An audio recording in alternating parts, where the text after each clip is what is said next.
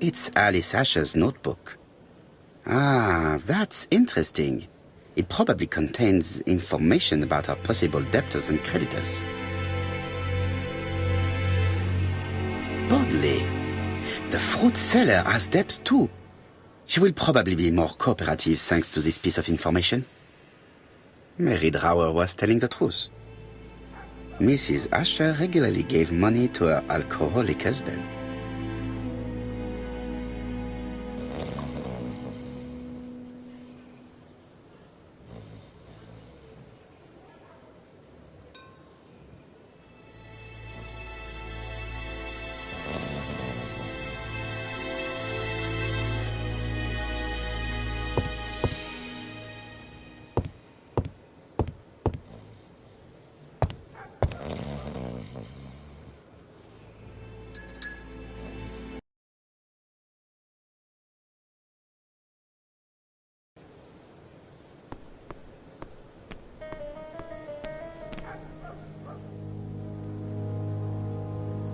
According to the victim's account book, you owed her £10 for tobacco and magazines.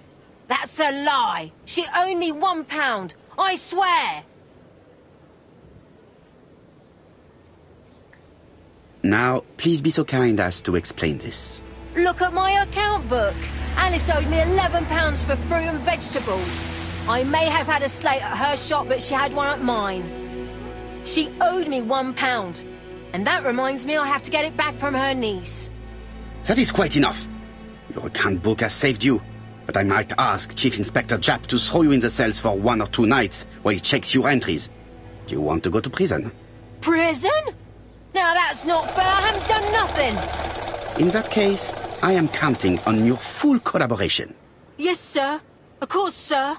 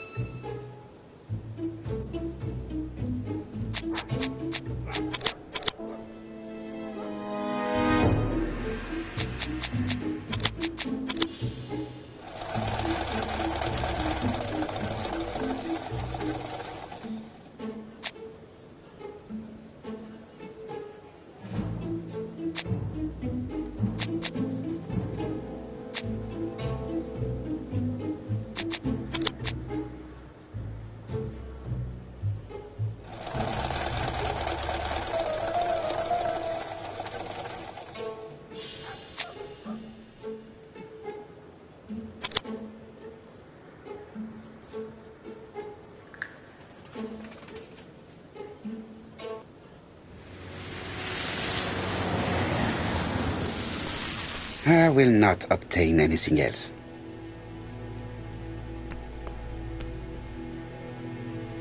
I'll just borrow your bottle a moment. Take it. It's what Alice used to sober up her husband. But try not to empty the bottle.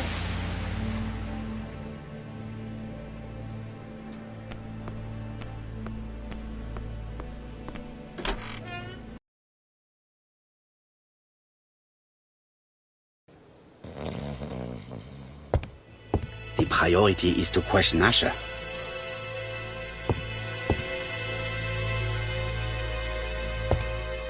He's not in any condition to be questioned.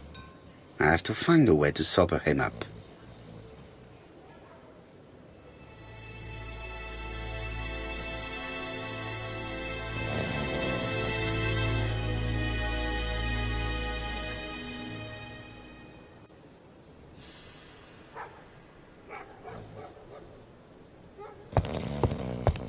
is not in any condition to be...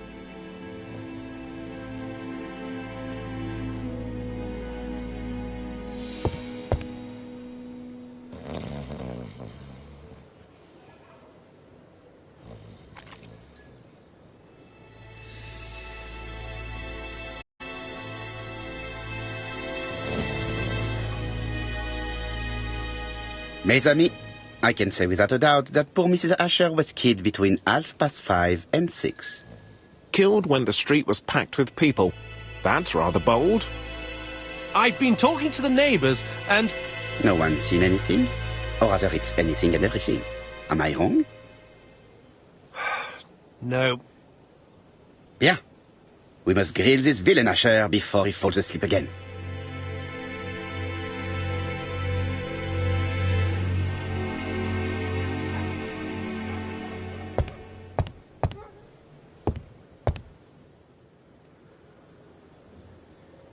This man is in rather a bad state.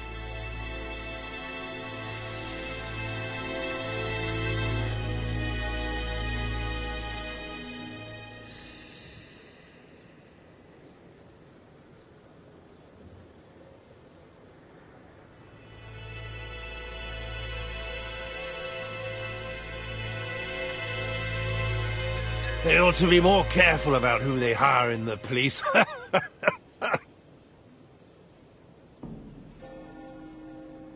The priority is to question Asher.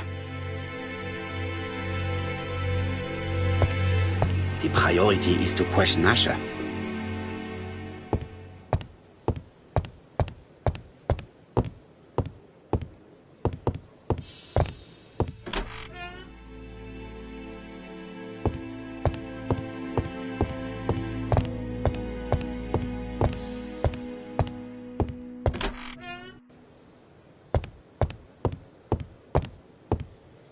The priority is to question Asher.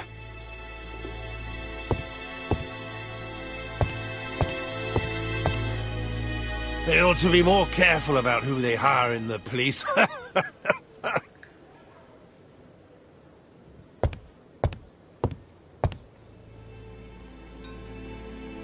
This man is in rather a bad state.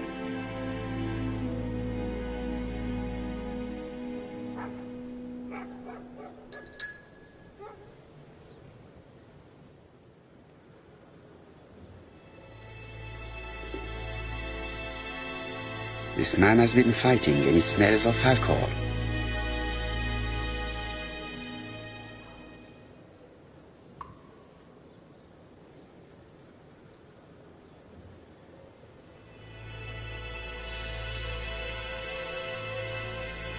Care for a cigarette, monsieur?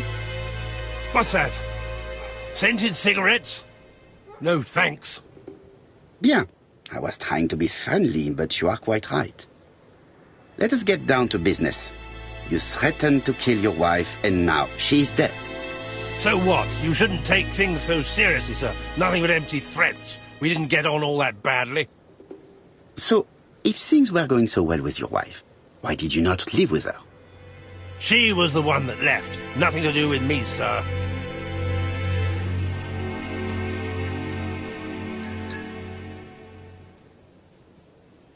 Ah, women are flighty creatures. Did she run away with another man? Flighty? You talk funny. One thing for sure, if my wife was seeing another man, I'd have given her a good beating. Interesting. And what were you doing yesterday at the end of the afternoon? Can't recall.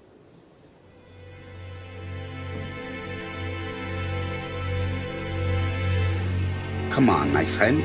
Try to remember. It is important. I'm really sorry, sir, but I don't remember a thing. I see. But maybe you do remember threatening to kill your wife? So what? You shouldn't take things so seriously, sir. Nothing but empty threats. We didn't get on all that badly. Are you often involved in fights? I don't know what you mean.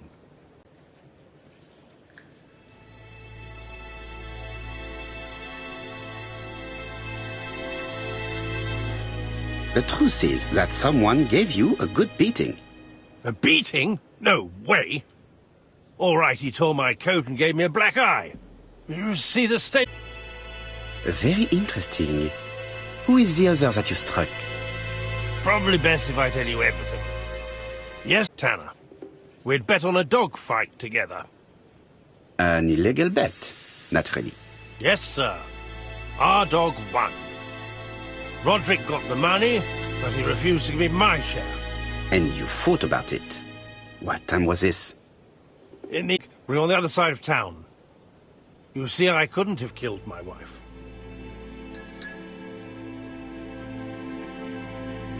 Let us now try and get our brain cells to work.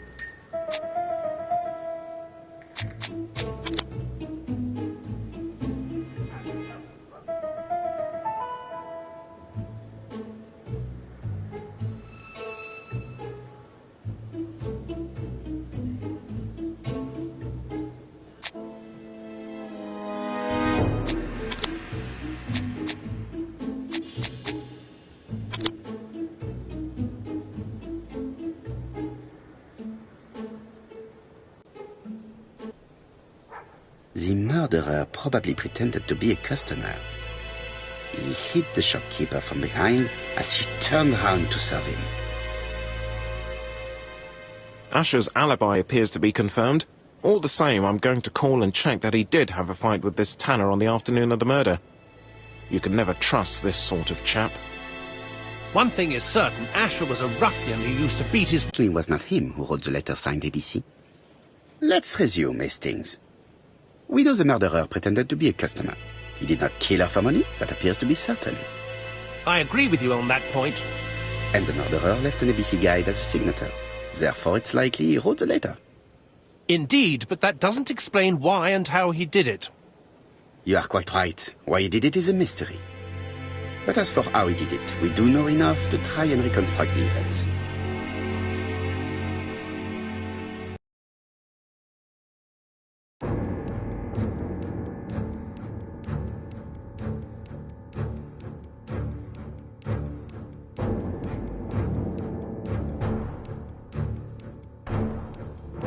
Mrs. Asher keeps her back turned. No, the victim has no road to the temple. And the ABC is not the same.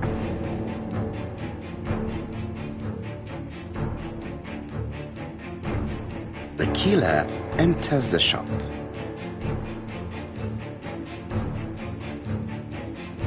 Mrs. Asher turns around to greet her customer.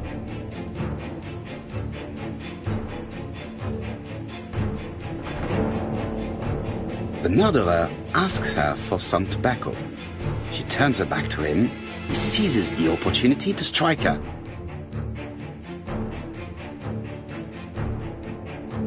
He then places the ABC upside down before leaving. Everything appears to match the crime scene, mon cher Hastings. That is exactly what happened.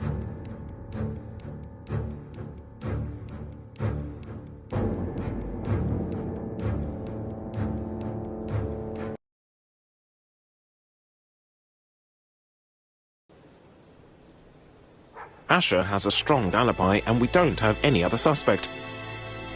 But what was the point of this crime? She had no debts. She gave Franz Asher money regularly. She wasn't owed money. Nobody stood to gain anything. No doubt about it, the murderer is insane. And I fear that we had not heard the last of him. I hope you're wrong for once. Bien, let's go back to London. If we hurry, we should catch the 7:02 train. Are you coming?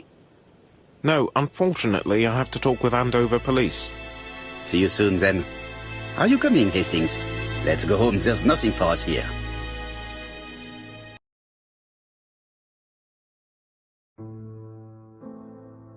Well, do you have any idea about the killer's identity?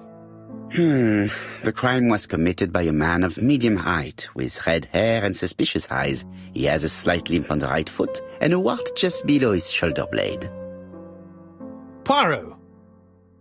Mon ami, what do you want? You fix upon me a look of dog-like devotion and demand of me a pronouncement à la Sherlock Holmes.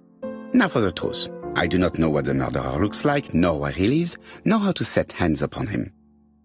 What shall we do, then? Nothing. Nothing? Do not be so impatient, Hastings. The killer will manifest himself soon enough. I thought I heard the postman. Maybe there's some news. I will go and see.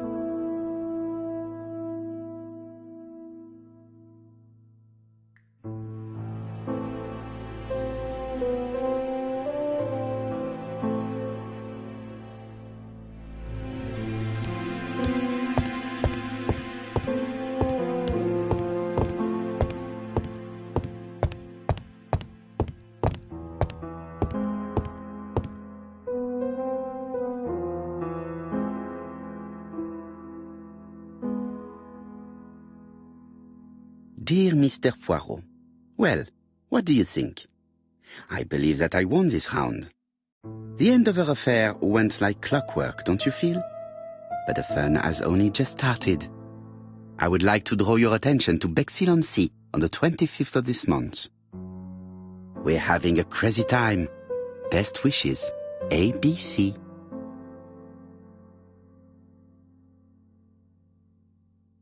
The next crime will be in Bexhill. We must warn Japp to Scotland Yard. Did the letter indicate anything that might help the police? To be honest, I think we can already guess something about the next victim. But I need to think about it a little more.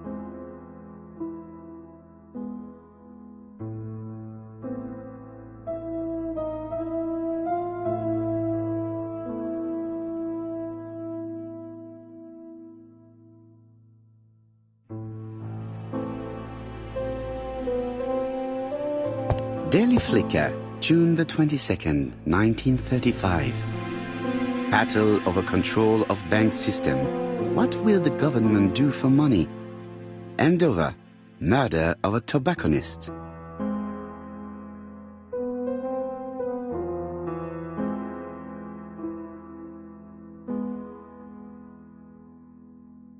Ah, some cool hair.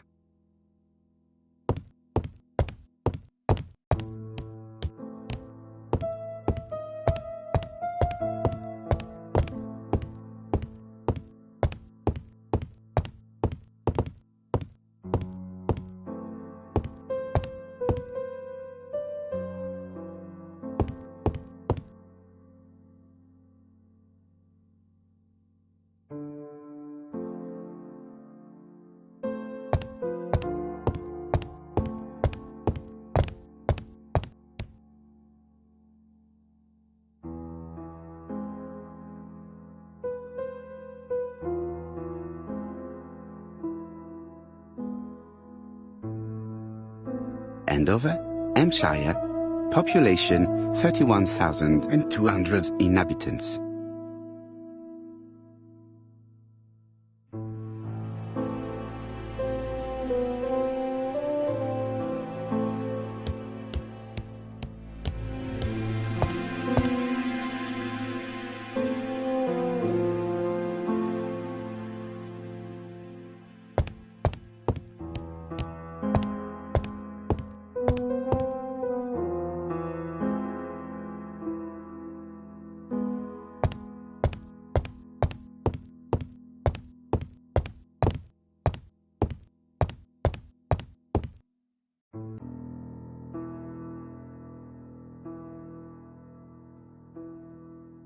Let us examine this more closely.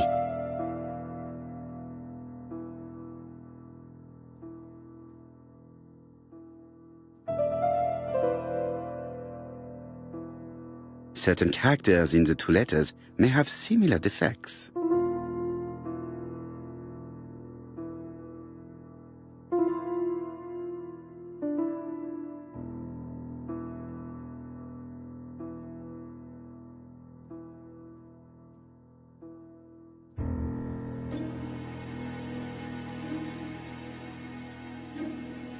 Let us examine the characters in this word. Yes, this I is weird.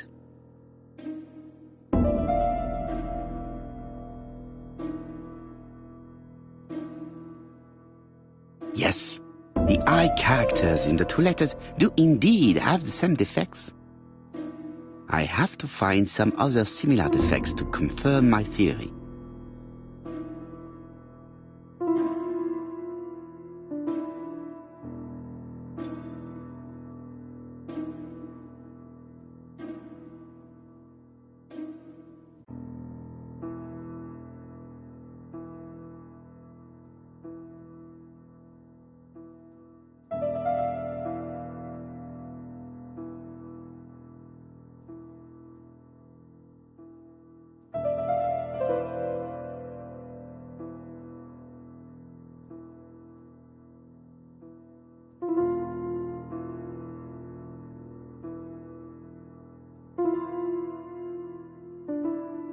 Yes, the A appears to be quite unusual.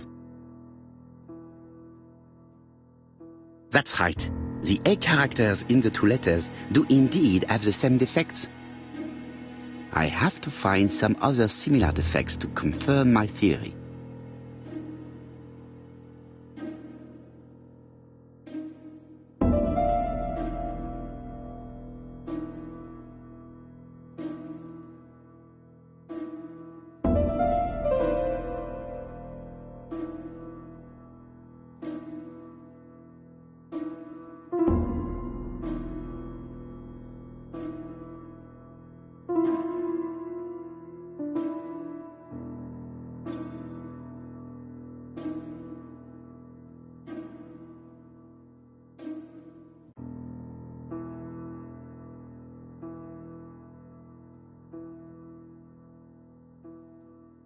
Let us examine the characters in this word.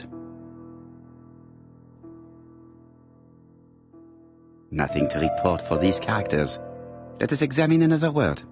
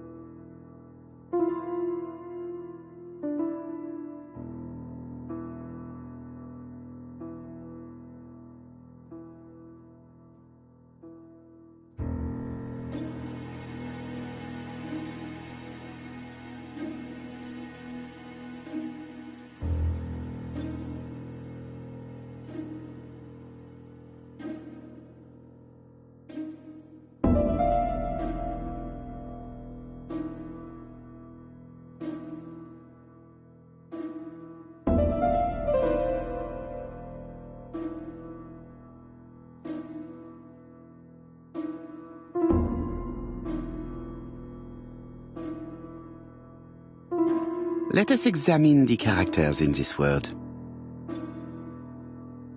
Let us examine the characters in this word. No, this character does not appear to have any defects. Let us examine another word.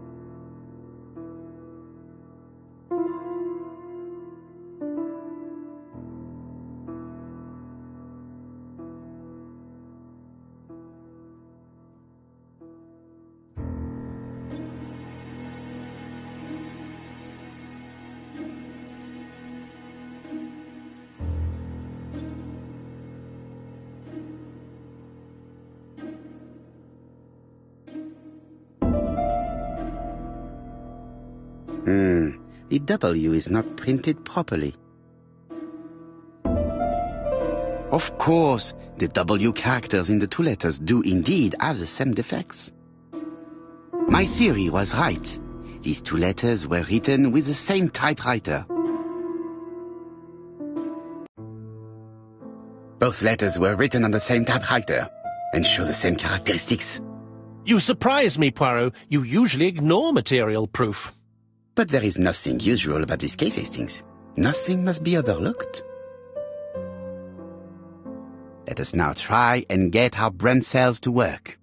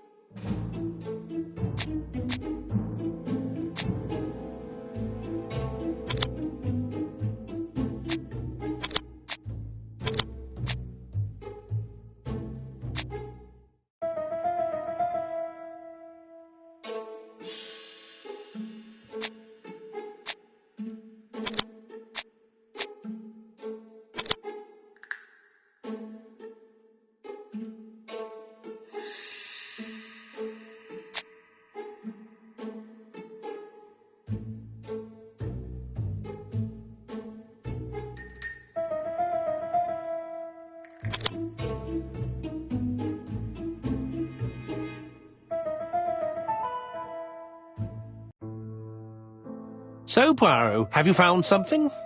Oui, I believe so. But I am afraid it is not enough to stop the murderer. Let us go and see Chief Inspector Japp. I will explain there.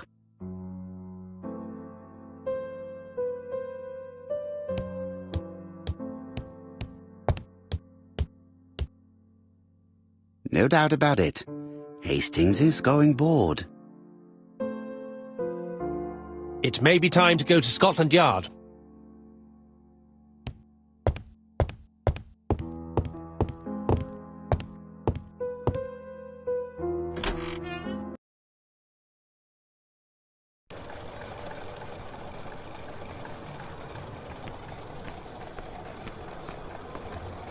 It may be time to go to Scotland Yard.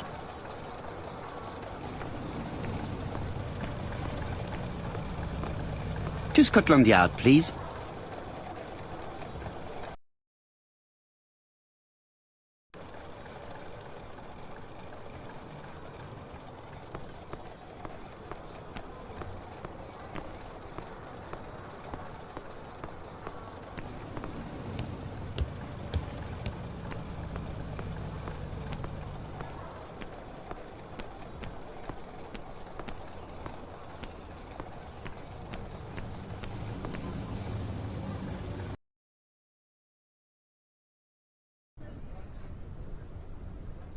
Like all hunters, Hastings has always been fascinated by weapons.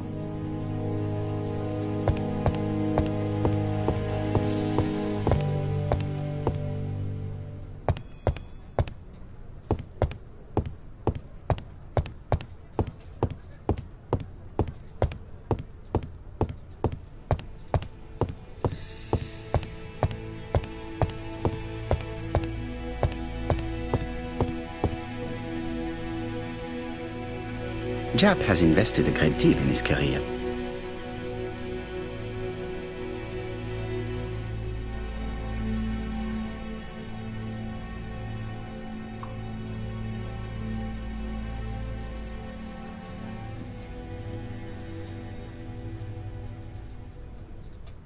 Japp is an investigator greatly respected by his peers.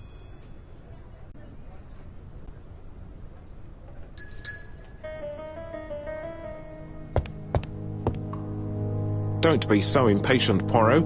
You're getting preferential treatment. I've refused all other visits today.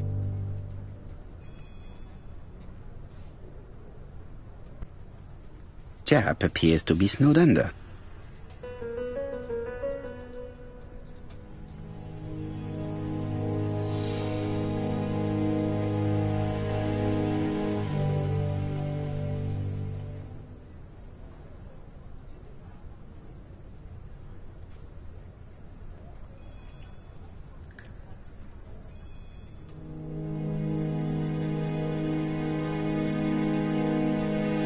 Jap appears to already be overloaded with work. My news is not going to improve matters. Bonjour, Chief Inspector. I am afraid we have some bad news. I have just received another letter signed ABC. The next crime will be on the 25th in Bexhill-on-Sea. Are you completely sure it's from the same person? I have compared the two letters. There is no doubt about it. I suppose you think he's going to carry out his threats. I fear so. Good God, Poirot. Bexhill is very busy at this time of year, and we have no idea who the next victim will be.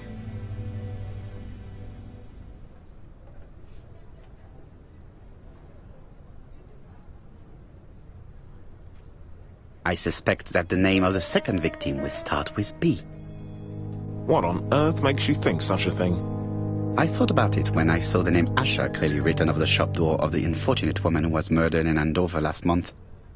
When I received a letter mentioning Bexhill, I deduced that the victim, like the town, might have been chosen by alphabetical order. So it's an alphabet fiend. I'm going to have a list drawn up of all the people whose name starts with B. I hope there aren't too many of them. Bien. We should leave you to work, Chief Inspector. You have a few days to prepare yourself. Thank you for coming, my friends.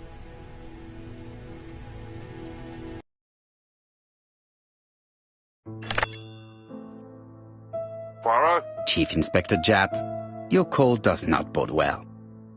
Indeed, we have just found the body of a young woman on the beach in Bexhill. An ABC was placed on the body. We'll be there as soon as possible.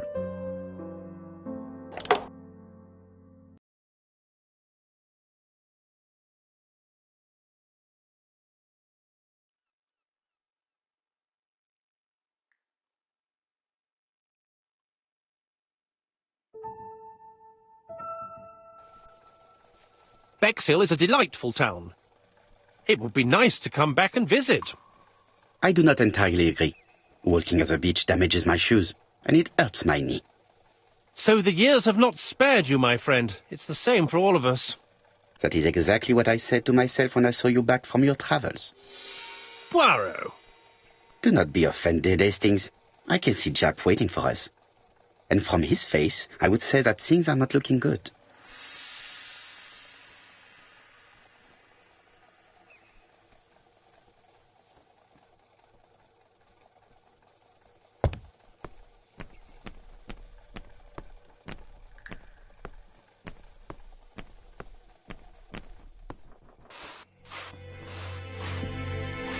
Hastings appears to be ill at ease. He appeared to be relatively indifferent to Mrs. Asher's murder, but a young woman's murder seems to be troubling him greatly.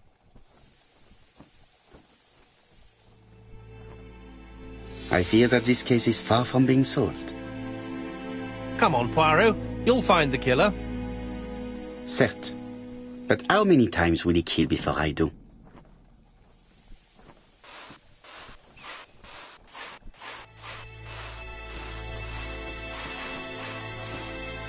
We should have the courtesy to go and see Chief Inspector Jap before examining the crime scene.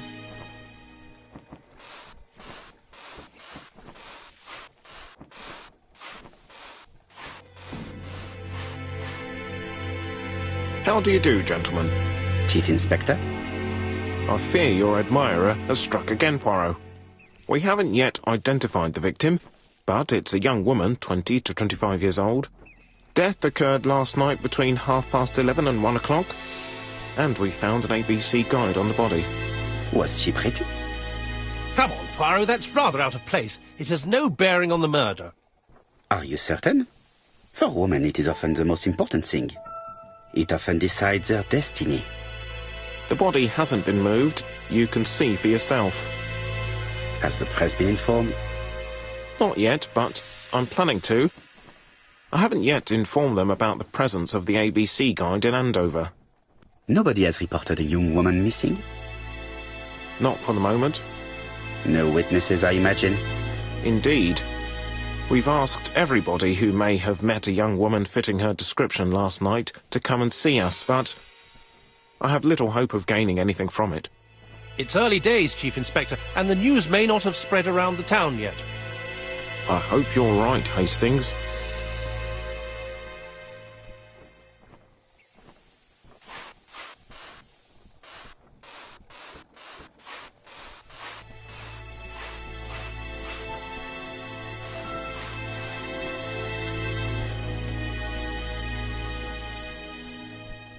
The young woman wasn't wearing shoes or a coat, and was not carrying a bag. That's strange. Either the murderer stole her belongings, or she put them somewhere safe. Maybe so that she could bath.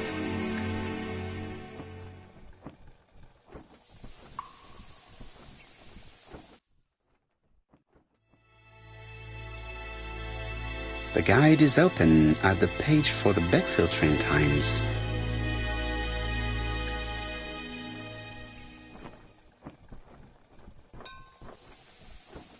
This key is too small to be one for a house. Without a doubt, it is for a padlock. These marks have been left by a rope or a braided cloth.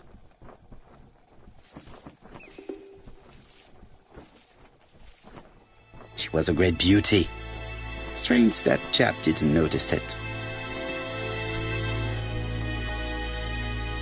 A braided seat belt. It may have belonged to the victim.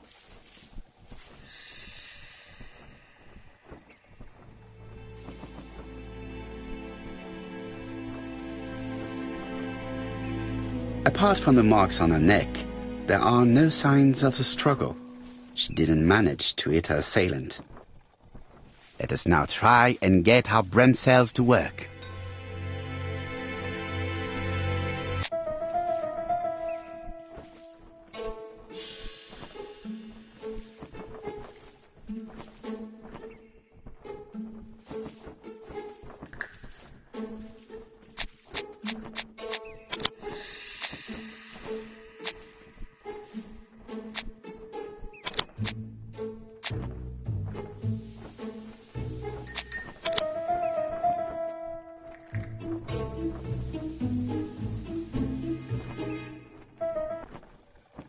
The poor child must have been strangled with his braided belt. Unfortunately, in view of the fabric, it is unlikely that we will find any prints. Let us now try and get our brain cells to work.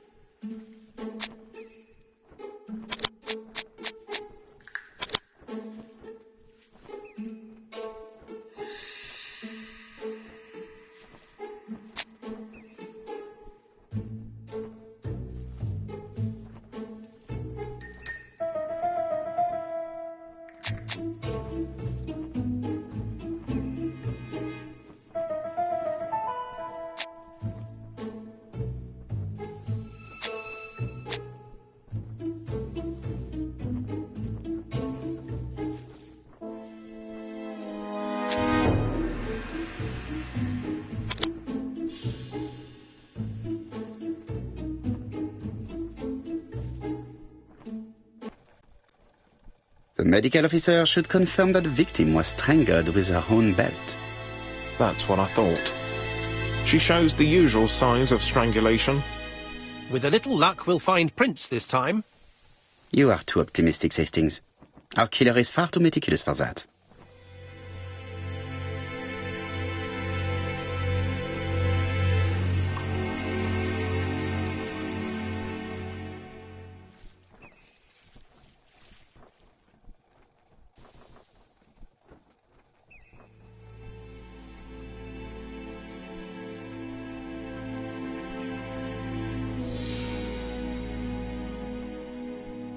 Hastings appears to be ill at ease. He appeared to be relatively indifferent to Mrs. Asher's murder, but a young woman's murder seems to be troubling him greatly.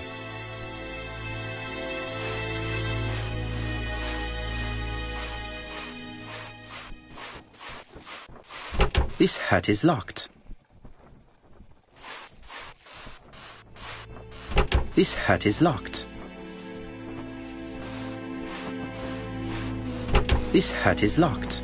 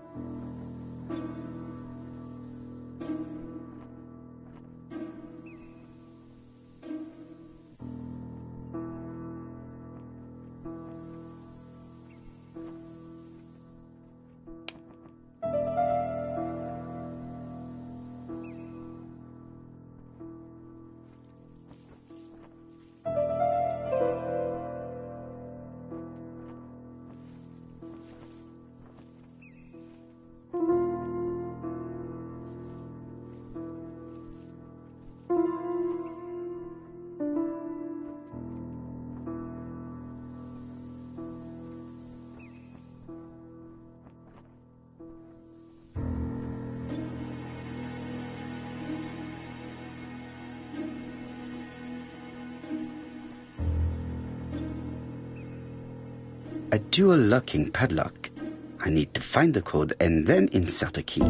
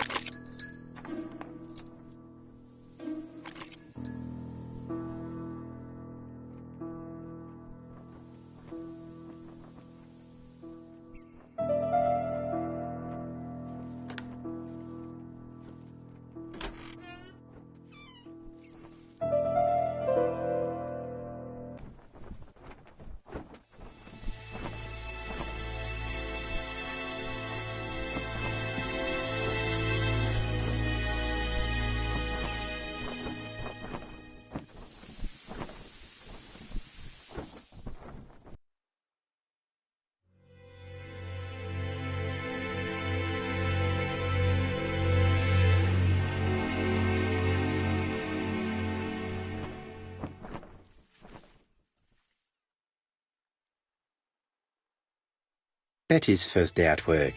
Mom is very proud of you.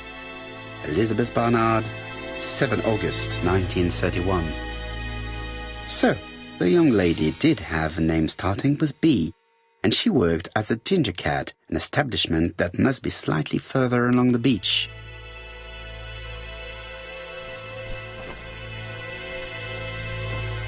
The purse is full. Yet again, we can dismiss theft as the motive for the murder. Here is the watch she must have removed to prevent it from getting wet. A top-brand lipstick. She liked to take care of her appearance. as well as a photo of the victim with some company. It could be useful to me.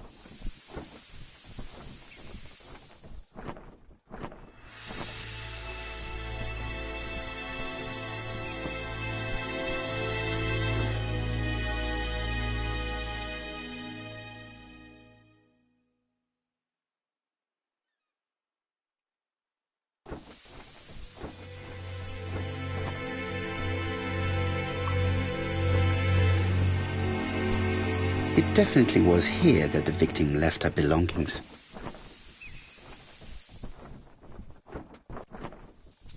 Jap has gone to the police. The victim has been identified and her family had reported her disappearance. She was called? Elizabeth Barnard, mainly Betty. She worked as a ginger cat at the cafe slightly further along the beach. But Poirot, how on earth? Never mind. Do you have her address? Yes, she lived with her parents on the street leading to the beach, number 22. Shall we go? You are far too impatient, Hastings. Let the poor people take in the news first. Let us go and visit the cafe where Betty worked.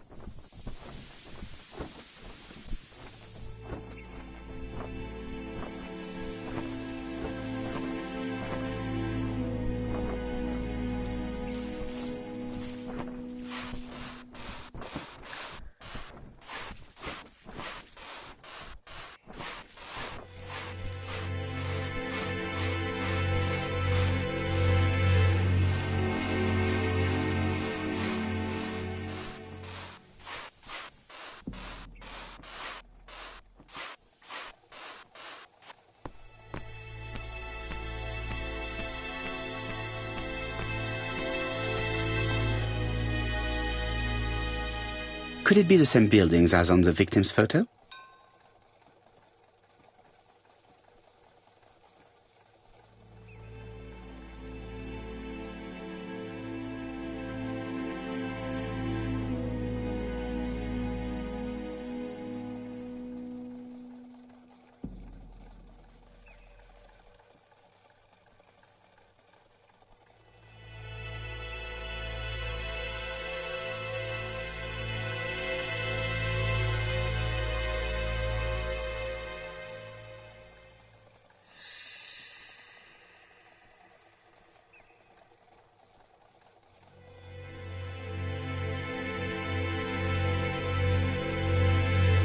This is definitely where the photo I found in the hut was taken.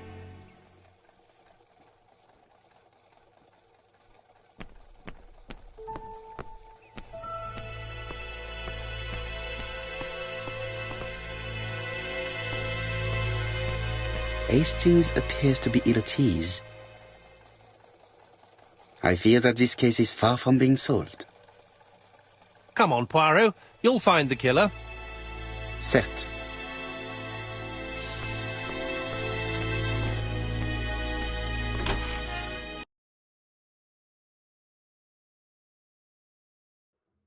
I'll be with you in a minute, gentlemen.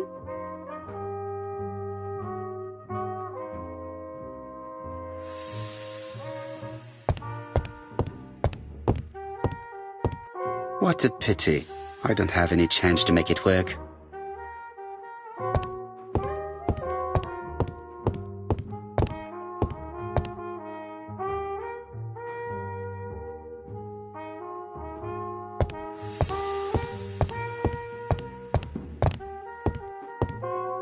This is a well-laid table. Nothing is out of place and, above all, no creases.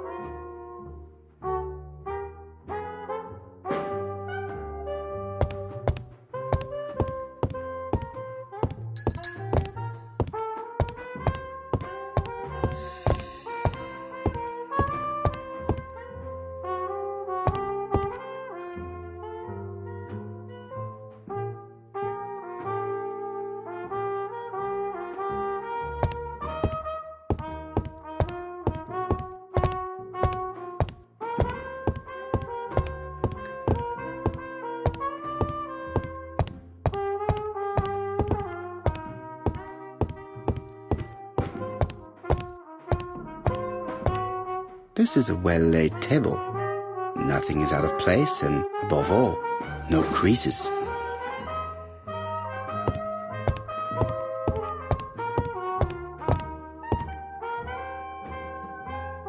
Something tells me that she's the owner of the ginger cat.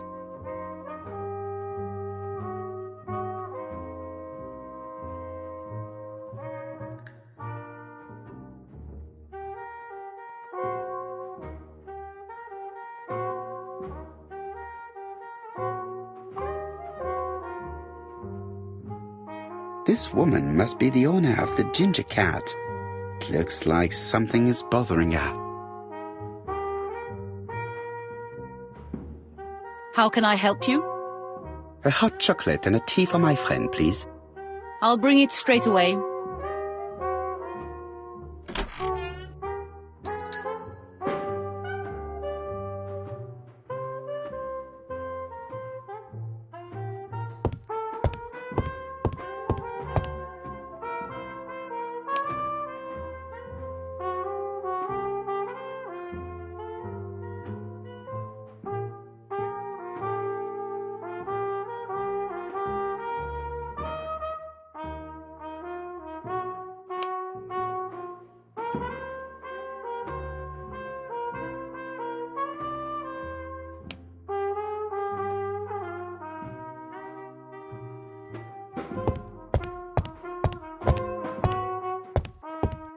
This is a well-laid table. Nothing is out of place and, above all, no creases.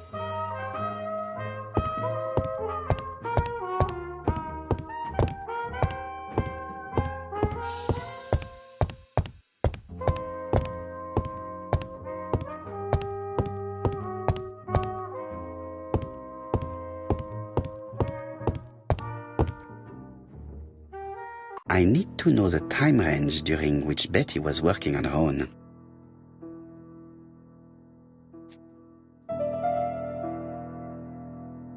Where is Betty?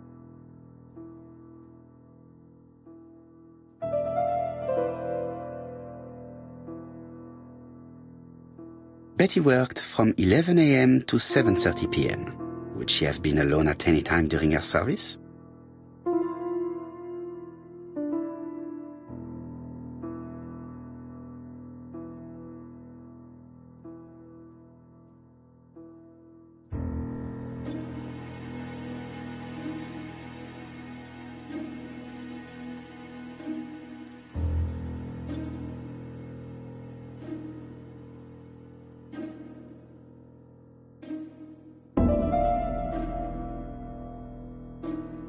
No, this person is not the last one to have worked with Betty.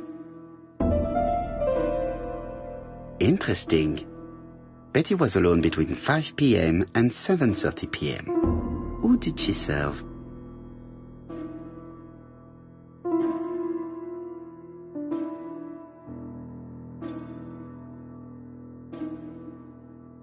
This page won't help me.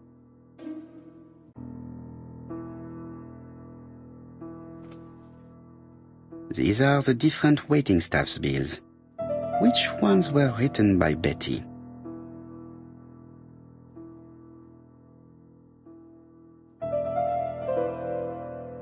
Where is Betty?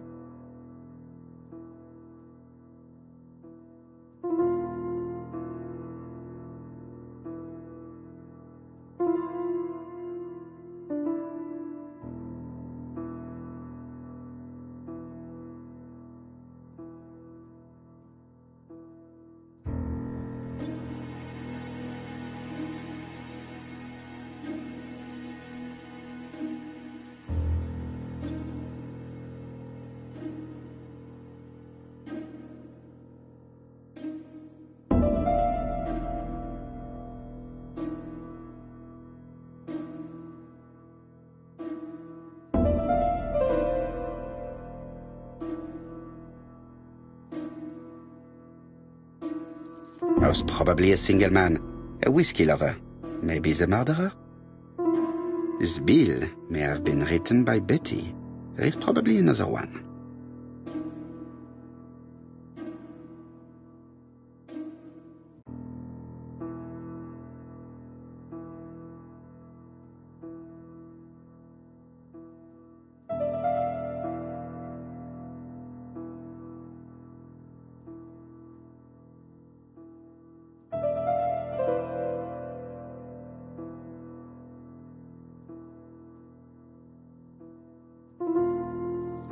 No, something's not right. Betty was alone at just one of these 2 times.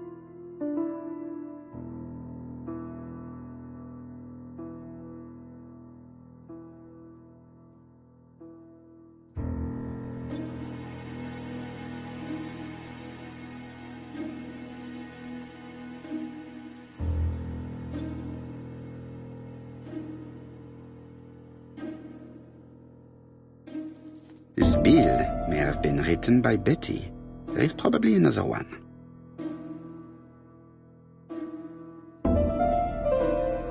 Most probably a single man, a whiskey lover. Maybe the murderer? No, something's not right. Betty was alone at just one of these 2 times.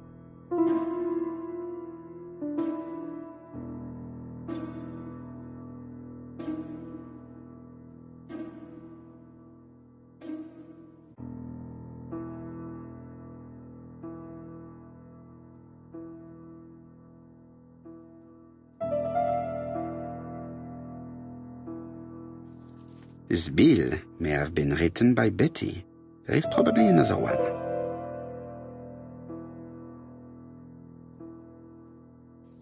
Most probably a single man, a whiskey lover. Maybe the murderer? No, something's not right. Betty was alone at just one of these 2 times. Maybe I should consult the register again. I must be missing something.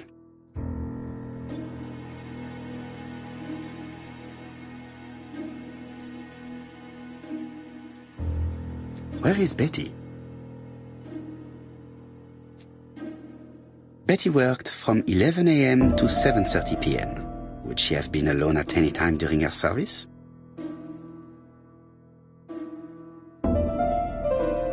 Betty worked from 11 a.m. to 7:30 p.m. Would she have been alone at any time during her service?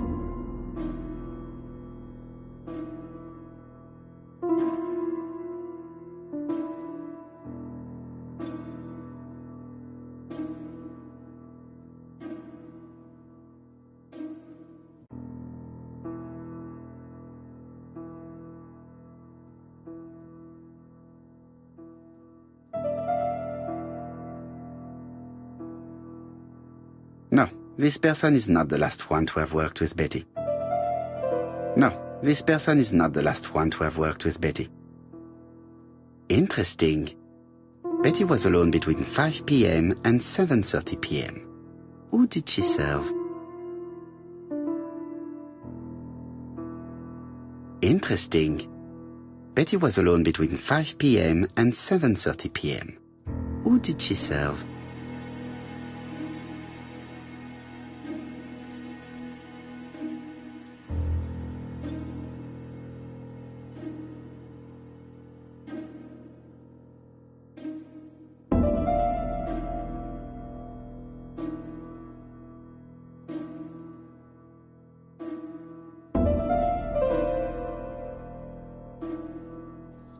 This bill may have been written by Betty. There is probably another one.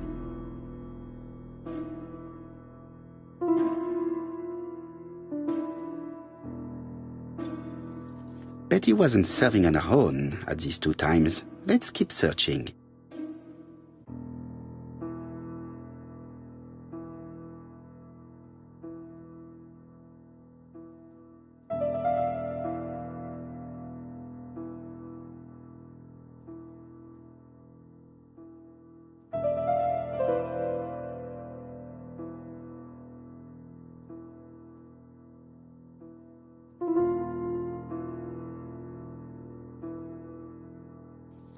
This bill may have been written by Betty. There is probably another one.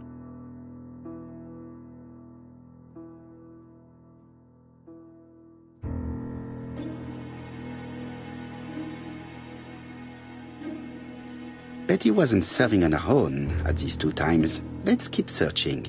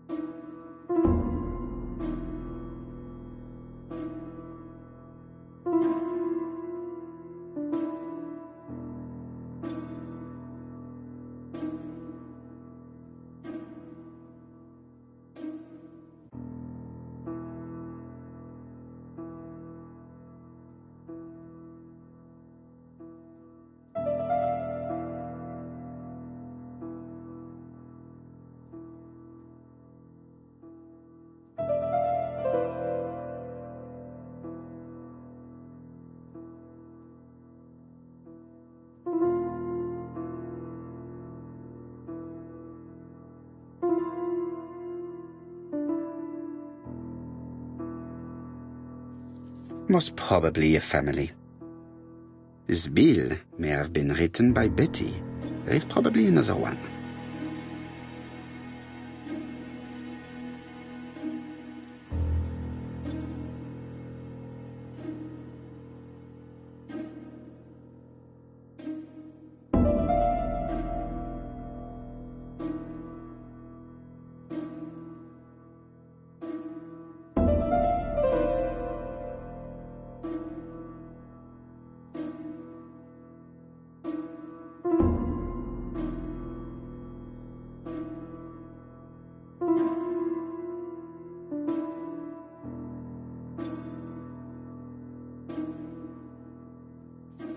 No, something's not right. Betty was alone at just one of these 2 times.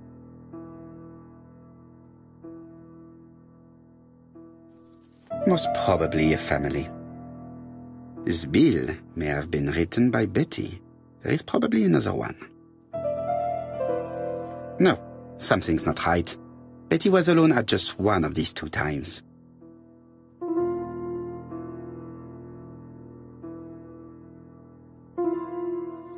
This bill may have been written by Betty. There is probably another one. Most probably a family. No, something's not right. Betty was alone at just one of these 2 times. Maybe I should consult the register again. I must be missing something.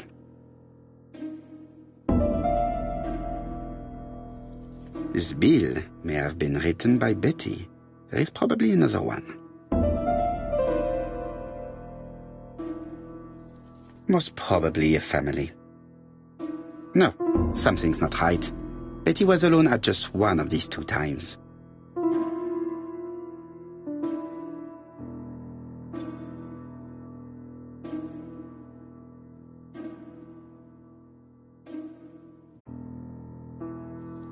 This bill may have been written by Betty.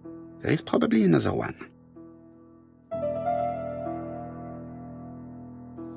Most probably a family. No, something's not right. Betty was alone at just one of these 2 times.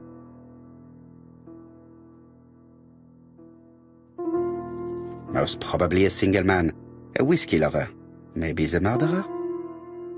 This bill may have been written by Betty. There is probably another one.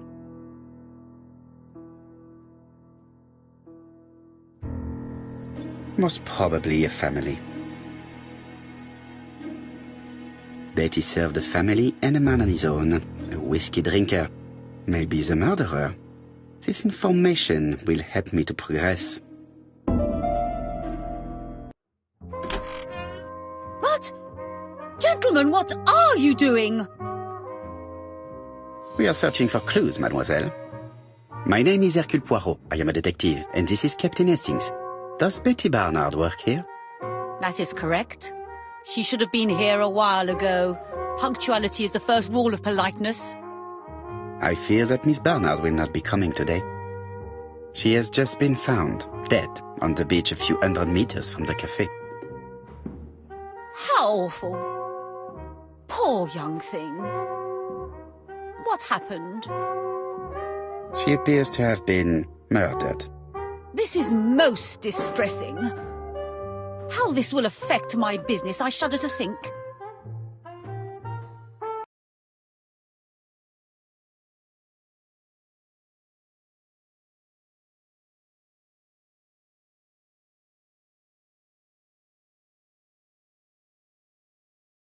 What can you tell us about Miss Barnard? Nothing, absolutely nothing. Miss Barnard was my employee. Her private life was none of my business. You did know at least that she had a young man. Indeed.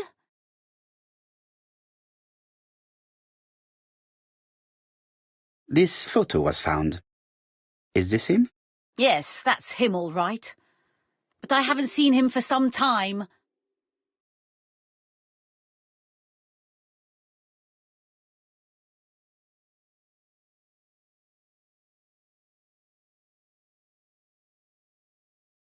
I find young people today very hard to understand. You needn't tell me that. A few weeks ago, they argued just outside the cafe. Imagine what my customers must have thought.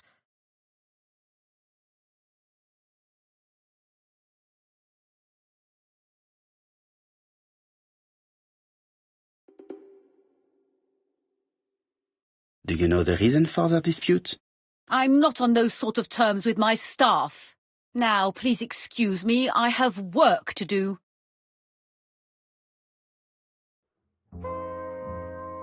The customer who ordered a whiskey might provide us more information. He may have been the last one to see Betty alive. It is an interesting idea, Hastings. Maybe he is a regular guest. What do you think, mademoiselle? I don't think so. Our regular guests tend to order tea and cakes. At this time of the year, there are a lot of tourists about you never see again. That's what I thought. Time to visit Betty's home.